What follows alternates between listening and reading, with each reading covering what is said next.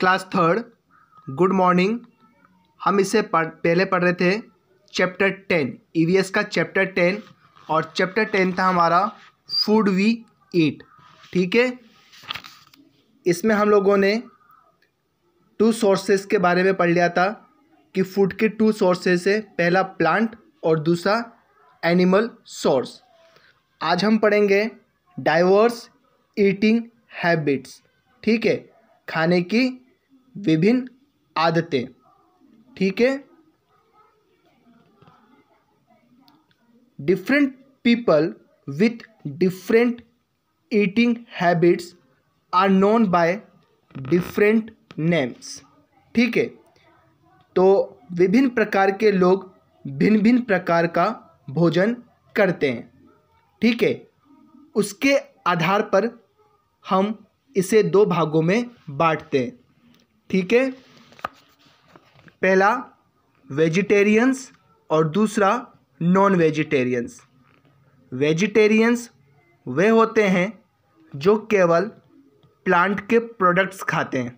ठीक है, जैसे आलू, गोभी, पालक, ठीक है, मटर, चना, बीन्स, ठीक है, पल्सेस, ये सब क्या है, वेजिटेरियंस। तो वेजिटेरियन वो होते हैं जो केवल प्लांट के प्रोडक्ट्स खाते हों।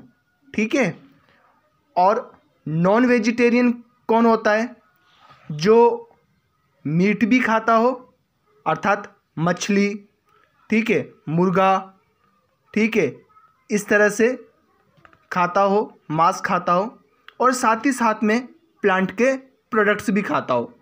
ठीक है, उसे हम क्या बोलेंगे, नॉन वेजिटेरियन। ठीक है, तो जो मांस का सेवन करता है उसे हम क्या बोलते हैं, नॉन वेजिटेरियन। ठीक है, और जो मांस का सेवन नहीं करता है उसे हम क्या बोलते हैं, vegetarian. Our eating habits depend upon this factors, कि हमारी जो खाने की आदतें हैं वो इस पर निर्भर करती है, जो नीचे दिए गए ये पॉइंट्स हैं। ठीक है, पहला आर एज एंड लाइकिंग। देखो कि उम्र के साथ भी जो लोगों की जो खाने की आदतें हैं वो क्या हो जाती है, बदल जाती है। हमने देखा होगा कि बचपन में हमें मीठा खाने की काफ़ी आदत होती है, मीठा खाने की, परंतु जैसे जैसे बड़े होते जाते हैं मीठे से हमारा मन क्या होता है, दूर होता जाता है। ठीक है, बात समझ में आई। इसी तरह से सेकंड देखो, आर ट्रेडिशन एंड कल्चर। ठीक है, कि जैसा हमारा ट्रेडिशन होता है, ठीक है, और जैसी हमारी संस्कृति होती है, उसी के आधार पर हम क्या करते हैं, अपना भोजन खाते हैं। ठीक है, जैसे कि जैनिज़्म जो है वह आलू नहीं खाते हैं क्योंकि वो ज़मीन के नीचे का उगा हुआ होता है, तो वो उनका कल्चर है। ठीक है, वो उनका ट्रेडिशन है। फिर मनी वी हैव। ठीक है, पैसा भी महत्व रखता है। भाई जिसके पास में ज़्यादा पैसा है वो पनीर खाएगा, मीट खाएगा। अब जो बेचारा गरीब आदमी होगा वो पनीर और मीट फिश कैसे खाएगा, नहीं खा पाएगा। तो मनी भी क्या करता है, मैटर करता है इस चीज़ में। फिर इसके बाद में प्लेस वेयर वी लिव, कि स्थान विशेष भी क्या करता है, हमारी खाने की जो आदत है उसको प्रभावित करता है। जैसे कि समुद्र के इलाके के पास रहने वाले जो लोग हैं वो अधिकांशतः क्या खाते हैं, मछली खाते हैं, फिश खाते हैं। ठीक है, बात समझ में आई है ना। और वहाँ के लोग क्या खाते हैं, साथ में राइस भी खाते हैं। क्यों, क्योंकि मछली और राइस दोनों वहाँ पर ज़्यादा मात्रा में उगता है, इसलिए। ठीक है, staple food is eaten popularly in an area and is generally eaten every day. देखो कि जो स्टेपल फूड जो है एक विशेष क्षेत्र में खाया जाता है। मतलब कहने का मतलब है कि जो प्रमुख जो भोजन होते हैं वो क्या है, काफ़ी प्रसिद्ध होते हैं, जो कि अपने क्षेत्र विशेष में सामान्य रूप से रोज खाया जाता है। ठीक है, प्रमुख भोजन। ठीक है, जिसे हम कह सकते हैं मुख्य, प्रमुख। ठीक है, जैसे आलू है, प्याज है, टमाटर है, ये क्या है, स्टेपल फूड है, ठीक है, जिसे हम जनरली सामान्य रूप से हम इसका सेवन अपने दैनिक भोजन में रोज करते हैं, ठीक है। Let us know about the staple food of some places. अब देखो कि कुछ स्टेपल फूड मतलब प्रमुख भोजन कुछ स्थानों पर विशेष रूप से खाए जाते हैं और बनाए भी जाते हैं कुछ विशेष स्थानों पर, ठीक है। People living in coastal areas like Kerala and West Bengal eat lot of rice and fish. देखो कि जो लोग कोस्टल एरियाज मतलब समुद्र के तट के किनारे रहते हैं, ठीक है, जैसे कि केरला और वेस्ट बंगाल के जो लोग हैं वो क्या खाना पसंद करते हैं, मच्छी और चावल। तो फिश और राइस खाना ये लोग पसंद करते हैं। कहाँ के लोग, केरला और वेस्ट बंगाल के लोग, ठीक है।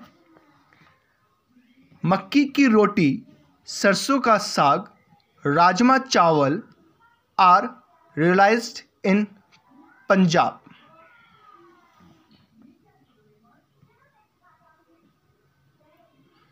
इसका मतलब ये कि मक्के की रोटी, सरसों का साग और राजमा चावल, ठीक है, पंजाब के जो लोग हैं, ठीक है, वो काफ़ी